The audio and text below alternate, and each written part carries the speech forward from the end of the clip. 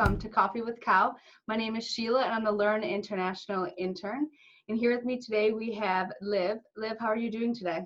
I'm doing great. Thanks for having me. Yeah, thanks for being here. Liv is a study abroad alum and she has studied abroad 3 times and she has so much to share and we're excited to get started. Before we start, I want to tell you about Cow. Cow is our Learn International mascot. She travels everywhere we go. Learn International Coffee with Cow is a podcast that aims to capture and share stories from student study abroad alum and international professionals. So like I said, Liv is here and we would love to hear a little bit about you. Can you tell us something about yourself, Liv? Yeah, sure. I'm originally from Northwest New Jersey, but I currently reside in the greater Philadelphia area. And I moved down here back in 2006 for college, and I never left. And I went to Arcadia University for my undergraduate degree. And part of the reason I went there was they had such amazing study abroad opportunities. And that was something I knew going into college that I wanted to be part of my experience. So I was a double major there. I studied illustration and photography. And I really used my study abroad experiences as ways to learn, more about what I was studying and take classes I couldn't take at home. That's great. Can you tell us where you studied abroad? Sure. So like you said, I studied abroad 3 times. Mm-hmm. I actually spent my first semester abroad in London. So that was fall of 2006. A really unique and crazy experience, not going to your home university your first semester, but actually going somewhere else. And I'm still very, very close with the people I went abroad with since they became some of my closest friends today. And that was in London.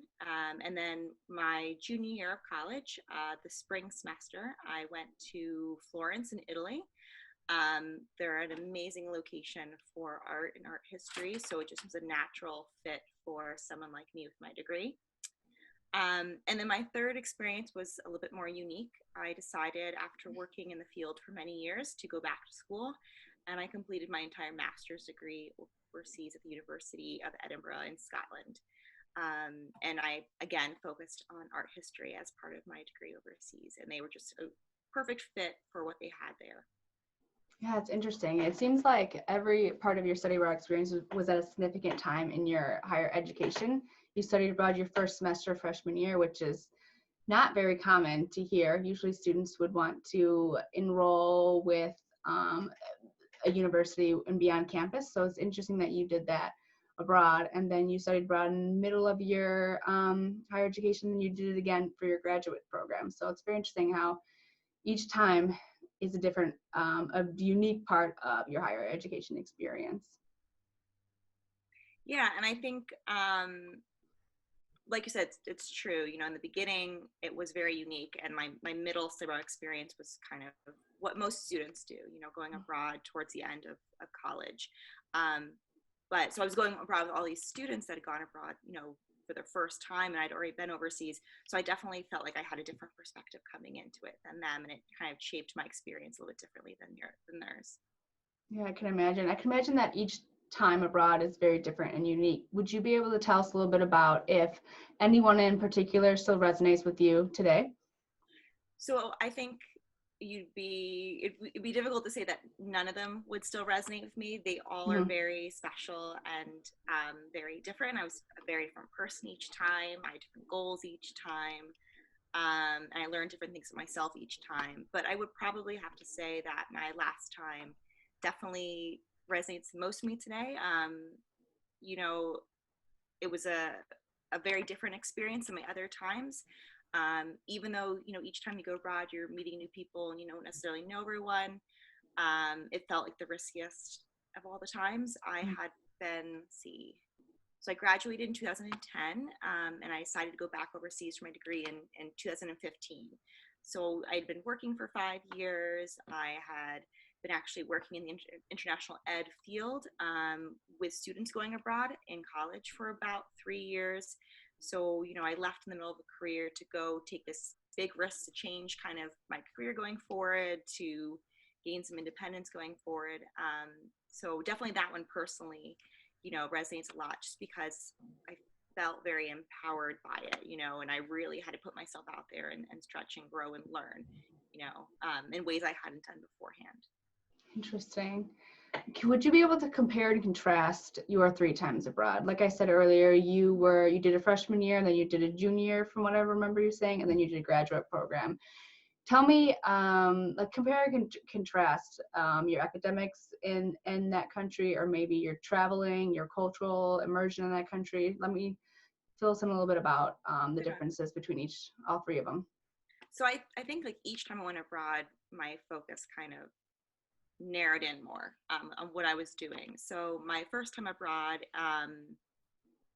was, exploring a lot of different countries and different classes and things. So I took classes related to my major and my degree program, but I took a lot of elective courses abroad that were interesting to me. I traveled a lot outside of London and the United Kingdom, which I think is what a lot of students do the first time they go abroad. So I went to Paris, went to France twice, to Paris, and another small town where I had some friends living. I went to Rome, to Italy. I went to Belgium, to the capital, to Brussels. So I did a lot of capital hopping. Mm-hmm. And I didn't travel a ton, but when I did travel, I tended to go outside of the UK, more likely than not. And which was great. I saw a lot of new places, very different things. But then when I decided to go back and go to Italy, when I was in Florence, I chose that program very specifically based on the courses I could take, and thought strategically about what I needed to take left in my degree to be able to graduate on time, what maybe I couldn't take at home, what maybe I would want to take overseas versus at home. When I was a student in London, I had taken art history abroad, which is a very important, obviously, part of the degree program for a fine arts major. And I really liked the fact that I was able to spend, every week or every other week in the museums and really see it, on hand. Whereas with my school, most of the time in that class, you would spend in a classroom looking at slides. So it was very different, very immersive. Mm-hmm. And the course itself was focused on British art. So not only were you out and about, you're studying something that's very important and integral to that country. And for art history, with the US, unfortunately, while we have some great, art history here, it does not have the lifespan that you can find when you're over in Europe, especially as somebody who's very interested kind of in older works. And so when I went to Italy, that was, again, big focus. There's nowhere better to study Renaissance art than in Florence. And some of the classes I took were things that weren't offered at my university. And it also changed kind of how I experienced things as a study abroad student. So I definitely wanted to be more connected to the city I was living in. So I felt connected to London. Like I said, I spent a lot of time traveling outside of it.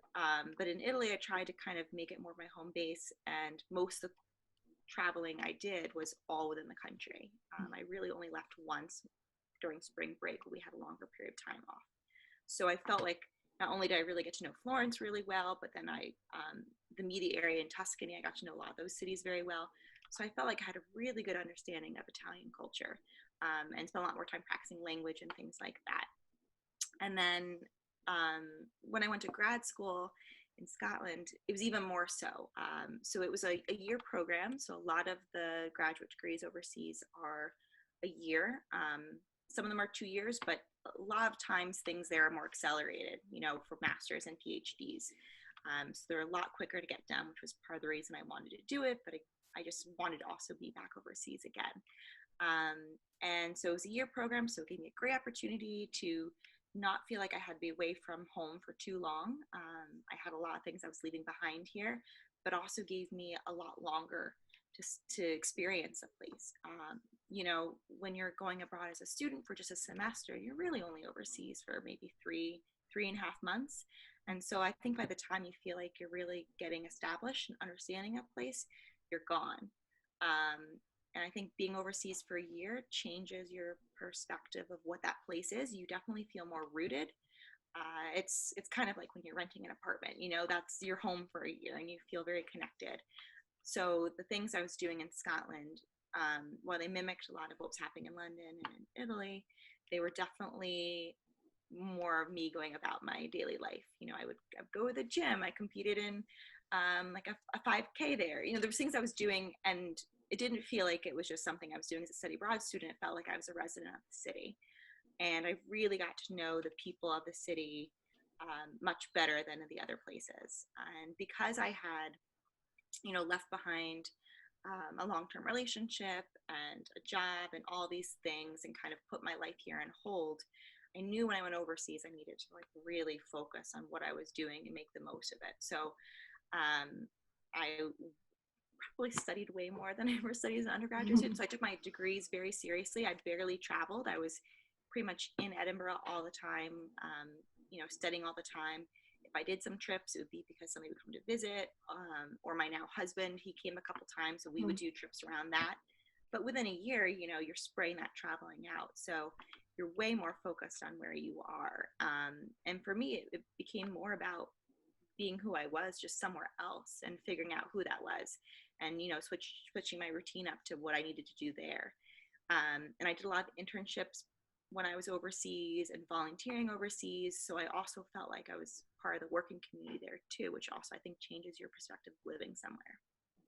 I can really appreciate when you mentioned that when you were in Scotland and you were there for a year and you were attempting to root yourself and trying to develop who you are there in that moment. I mean, when I first studied abroad, I had the opportunity to see several countries and several cities, and I just feel like I was just moving constantly. And then I was fortunate enough to go overseas again and again. And I feel like every time I was overseas, I kind of just took a deep breath and I go, okay, I'm here right now. What do I want to see in this area right now? Instead of just thinking about what's next or what else I can see within a closer distance of where I am, but just absorbing the location where I am now. And like you said, the time that I had, second and third time, was more time in that specific country. And so my time in that country allowed me to just become rooted to where I was at that time. So I could really relate and appreciate when you talked about that in your significant part of Scotland. So yeah, thanks for that.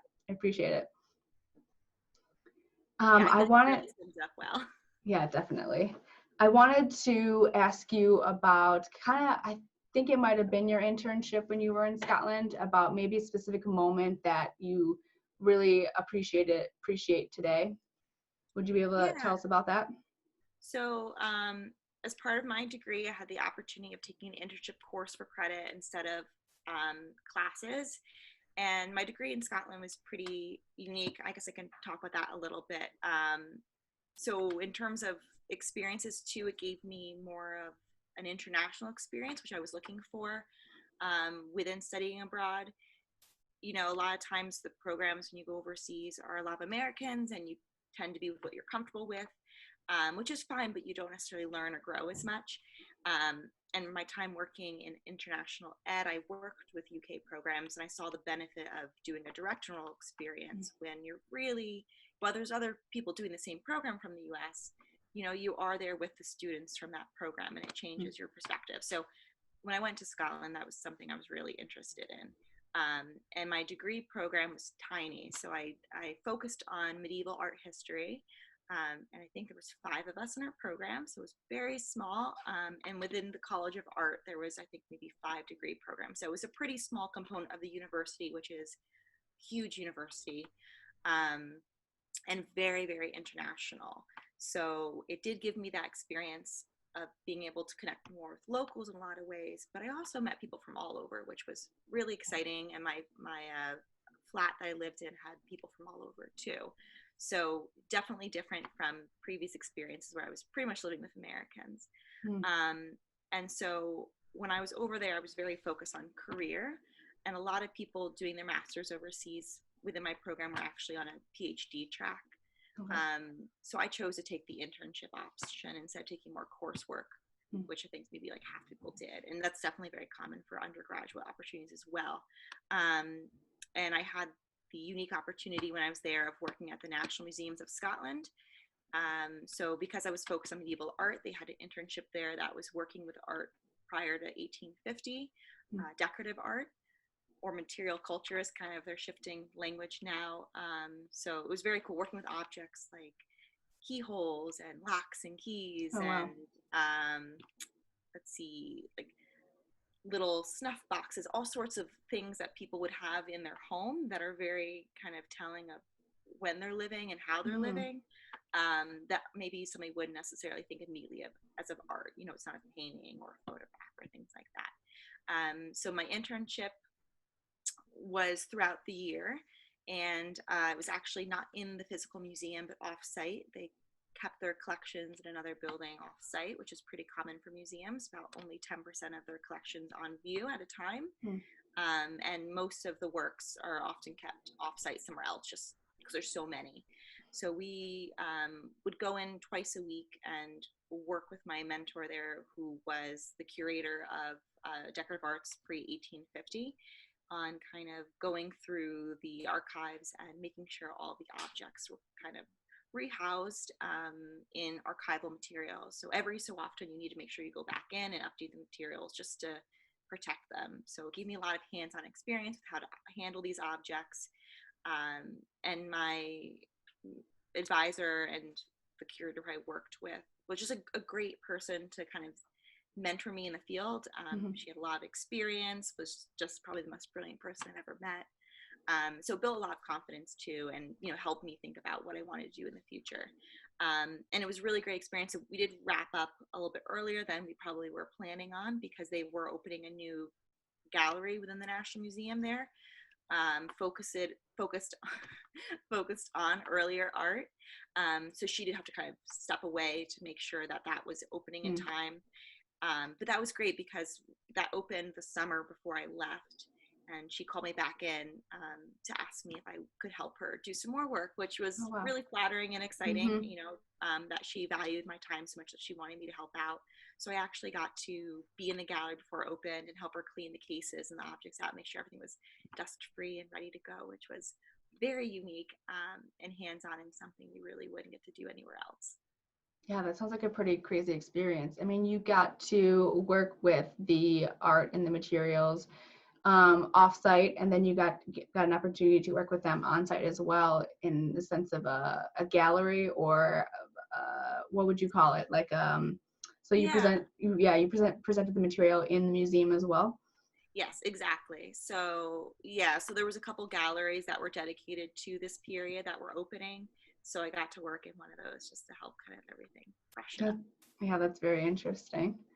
I also wanted to talk about, so you studied abroad, but you also worked in international education as well. Yeah. And you worked after you graduated from your undergrad. So you studied abroad twice and then worked in the industry, and then you studied abroad after that. Did at any time while you were working in international education kind of influence your choice to go back overseas for graduate school, and like kind of I don't know, you were behind the scenes. Did that influence or change your perspective at all when you studied abroad the third time? So yeah, it's funny. It was something I had already been thinking of doing when I was a senior in college. I wasn't sure what I was going to do after I graduated, and it was sort of like my backup plan. Like, I think it'd be fun to go do this degree. Like, I found it online. It sounded really interesting.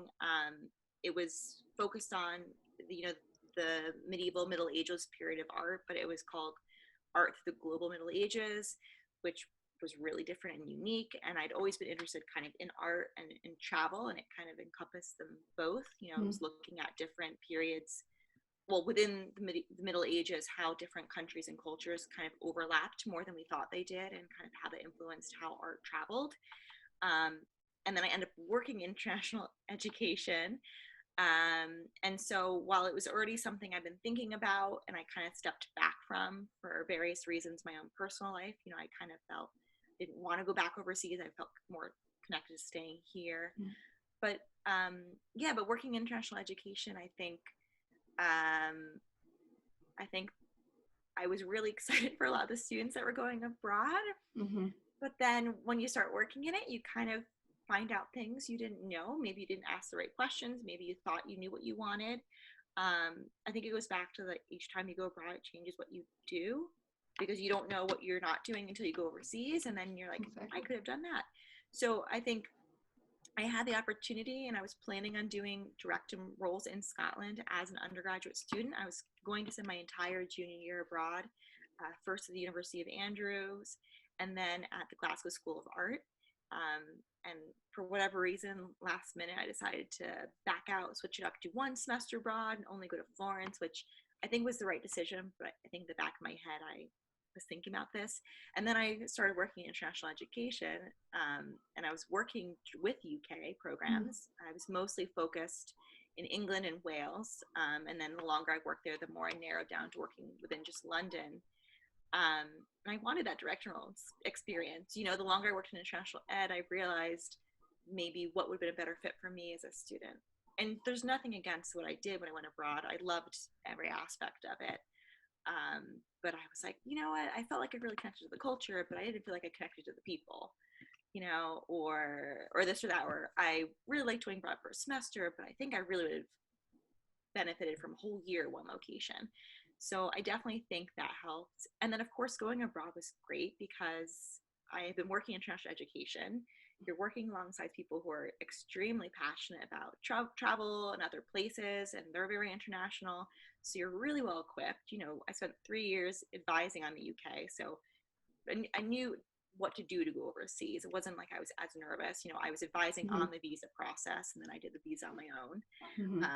You know, I was telling students how to go about, you know, their flats and technology and phones and all these other things they would need. And then it was great too because I was working with these people who were connected with Edinburgh. One of my close friends, she actually just moved back to Edinburgh, I guess maybe a year or so ago. Her husband's from there, and they had moved over back to the US where she's from, and were working at Arcadia with me. And so she done a degree at Edinburgh, and she was a great resource for kind of what to do, where to go, you know. So I felt really well supported within the international ed community. So, and a lot of us, I think, within national ed kind of have done that. Two of my coworkers have either since gone abroad for work or for school too. Yeah, it's interesting. Your perspective is very interesting because you studied abroad, so you had that experience, and then you worked in international education. Then you studied abroad after that. So your perspective on international education is very unique in the sense that you were a student as well as someone who worked in the industry. Liv, I want to thank you so much for your time today. Sure. We really appreciated us at Learn and myself. It was great hearing your stories. Thank you so much. Thanks for having me. Yeah, we want to thank listeners as well for tuning in for Liv and her stories. You can find us on any social media platforms such as YouTube, Instagram, Twitter, Facebook with the hashtag LearnINTL. And this podcast will be on our YouTube channel. So you can find us there, and you can find the links on our social media, like I just said. But I hope all are safe and healthy. And thanks so much for listening, and have a great rest of the day, Liv. Thanks so much. Thanks again. Bye. Bye.